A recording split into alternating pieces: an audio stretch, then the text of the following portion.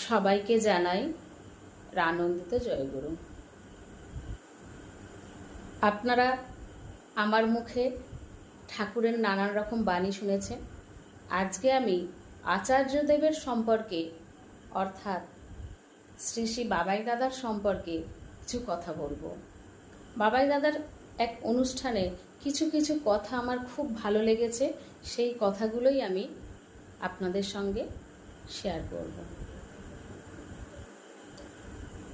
আচার্যদেব নিজেকে ঠাকুরের সেবক বলে অভিহিত করেছেন।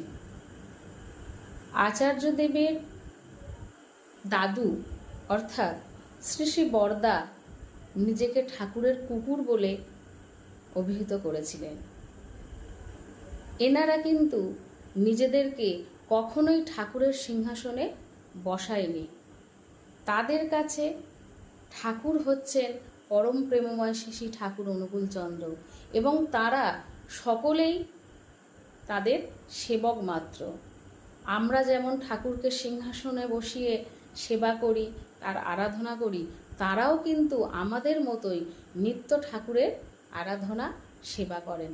তবে আমাদের সঙ্গে তাদের তফাৎ হচ্ছে এটাই, ঠাকুর যা যা বলেছেন আমরা কিন্তু সবটা করে দেখাতে পারিনি, কিন্তু ঠাকুরের কথাগুলো ঠাকুর পরিবারের লোকেরা পুঙ্খানুপুঙ্খভাবে মেনে চলেন এবং পুঙ্খানুপুঙ্খভাবে মেনে চলে তারা আমাদের কাছে একটা আদর্শ পুরুষ রূপে উপনীত হয়েছেন। এক সভায় আচার্যদেব বলছেন, আমাকে তোরা সিংহাসনে বসিয়ে পুজো করিস ঠিকই, কিন্তু আমি মোটেই ঠাকুর নয়। আমি কখনোই নিজেকে ঠাকুর বলে মানি না। আমি যদি ঠাকুর হতাম তাহলে আমি তো আমার ছেলে মেয়েদের মাথায় হাত দিয়েই বলে দিতাম, তোদের অনেক পড়াশোনা হোক, তোদের অনেক মঙ্গল হোক। তাহলে তার স্কুলে যেতে হতো না, পড়াশোনা এমনিতেই ভালো হতো। আমি যদি আমার সন্তানদের মাথায় হাত দিয়ে বলতাম, তোর জ্বর সেরে যাক, তোর শরীর খারাপ সেরে যাক, তাহলে তো সঙ্গে সঙ্গেই জ্বর শরীর খারাপ সেরে যেত। কিন্তু সেটা কি হয়? না, তাহলে তো ডাক্তার বদ্যিরা দরকার পড়তো না।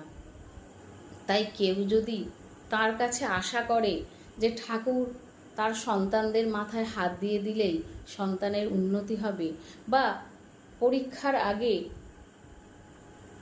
পেনটা যদি ঠাকুর একটু ছুঁয়ে দেন, আচার্যদেব একটু ছুঁয়ে দেন, তাহলেই তার পরীক্ষা ভালো হবে, এই ধরনের ভাবনা চিন্তা কিন্তু একদম ভুল। তাহলে কিন্তু তার ভাবনাটা পুরোটাই কিন্তু বিফলে যাবে। তাহলে কি ভাবতে হবে? আচার্যদেব বলছেন, যেটা তুমি পেতে চাও, যেটা পাবার আশায় তুমি আচার্যদেবের কাছে আশীর্বাদ নিতে এসেছো, সেইটা পাবার জন্য তুমি উপযুক্ত রূপে পরিশ্রম করো। তুমি যদি উপযুক্ত রূপে পরিশ্রম করো এবং তোমার লক্ষ্য যদি ঠিক থাকে, তাহলে অবশ্যই সেটা সে পাবে। তার জন্য আশীর্বাদের দরকার হবে না। অর্থাৎ কর্মের মধ্যে দিয়েই ফল লাভকে তিনি শ্রেয় বলে মনে করেছেন। কর্ম কী ধরনের হওয়া উচিত? ঠাকুর তার বিভিন্ন বাণীতে এবং বিভিন্ন গ্রন্থে যে ধরনের আচরণ করা উচিত, যে ধরনের আচরণ করে মানুষের জীবন অতিবাহিত করা উচিত, ঠিক সেই ধরনের আচরণ করে যদি মানুষ তার লক্ষ্য পূরণ করার চেষ্টা করে, তাহলে অবশ্যই সে তার লক্ষ্যে পৌঁছাতে পারবে। ঠাকুর যে যে ধরনের আচরণ করতে বলেছেন, তার পরিবারের লোকজনেরা অর্থাৎ আচার্যদেব কিন্তু নিজেই ঠিক সেই রকমের আচরণ করেন। তিনিও সকালবেলায় উঠে প্রার্থনা, ইষ্টভীতি, যজন যাজন, সস্তয়নী এবং যে যে সদাচারের কথা ঠাকুর বলেছেন, তিনিও কিন্তু সেই সদাচার মেনে সারাদিন চলেন। অর্থাৎ তিনি হচ্ছেন একজন আদর্শ মানুষ। যে ভাবে একটা সঠিক মানুষের চলা উচিত, তিনি সেই ধরনের আচরণেই চলেন। তাই প্রত্যেককে তিনি বলছেন, প্রত্যেকের উদ্দেশ্যে বলছেন, কোনো কিছু পাবার আশায় ঠাকুর সাজিয়ে না বসে, ঠাকুরকে এটা দাও ওটা দাও না করে, সেই জিনিসটা পাবার জন্য যদি প্রকৃত পক্ষে পরিশ্রম করে যায়, তাহলে তার ফল অবশ্যই পাবে। ঠাকুরের আশীর্বাদ সব সময় তার সঙ্গে থাকবে। ঠাকুর কিন্তু পরিশ্রমীর সঙ্গে থাকে, অলস ব্যক্তির সঙ্গে নয়। যেমন একটা উদাহরণস্বরূপ তিনি বলছেন, একজন কৃষক মাঠে ভূমি কর্ষণ করলো, বীজ বপন করলো, তারপর এবার বীজ থেকে চারা গাছ বেরোনোর কথা। সেটা যদি সে ঠাকুরের কাছে আশীর্বাদ স্বরূপ চায়, তখন কিন্তু ঠাকুরের আশীর্বাদে হয়তো বৃষ্টি হতে পারে, তারপরে তার থেকে ফসল ফলবে এবং তাকে পরিশ্রম করে সেই ফসল জোগাড় করতে হবে, ঘরে নিয়ে যেতে হবে।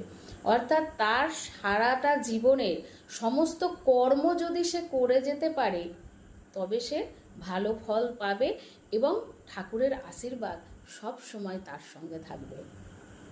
জয়গুরু সবাইকে। ঠাকুরের এই ধরনের আলোচনা যদি আপনাদের ভালো লাগে, তাহলে অবশ্যই আমার চ্যানেলটিকে সাবস্ক্রাইব করবেন এবং লাইক ও শেয়ার করে আমার পাশে থাকবেন। জয়গুরু সবাইকে।